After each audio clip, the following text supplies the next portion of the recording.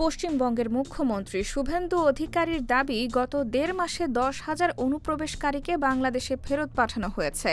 রাজ্য বিধানসভায় দেওয়া এই বক্তব্যের পর রাজনৈতিক অঙ্গন, মানবাধিকার সংগঠন ও বিভিন্ন মহলে নতুন করে বিতর্ক শুরু হয়েছে।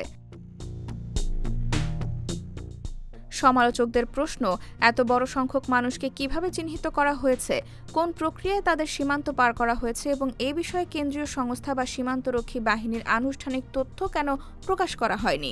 এর আগে মুখ্যমন্ত্রী সাংবাদিকদের কাছে প্রায় ৪,৮০০ জনকে ফেরত পাঠানোর কথা বলেছিলেন। ফলে দুই সময়ের বক্তব্যের সংখ্যাগত পার্থক্য নিয়েও আলোচনা তৈরি হয়েছে।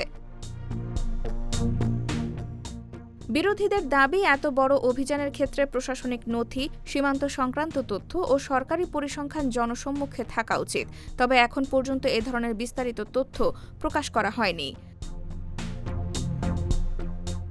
অন্যদিকে মুখ্যমন্ত্রী বলেন, সামাজিক সুরক্ষা কর্মসূচির সুবিধা প্রকৃত নাগরিকদের কাছে পৌঁছে দিতে হবে এবং অবৈধভাবে বসবাসকারীদের বিরুদ্ধে আইন অনুযায়ী ব্যবস্থা নেওয়া হবে। তবে বিরোধী দলগুলোর অভিযোগ, অনুপ্রবেশের ইস্যুকে সামনে রেখে সামাজিক প্রকল্পের উপকারভোগীদের সংখ্যা কমানোর চেষ্টা করা হচ্ছে। রাজনৈতিক বিশ্লেষকদের মতে, সীমান্ত, নাগরিকত্ব ও অনুপ্রবেশের প্রশ্ন পশ্চিমবঙ্গের রাজনীতিতে দীর্ঘদিনের স্পর্শকাতর ইস্যু। আগামী নির্বাচন ঘিরে এই বিতর্ক আরও তীব্র হওয়ার সম্ভাবনা রয়েছে। IBTV USA, new York.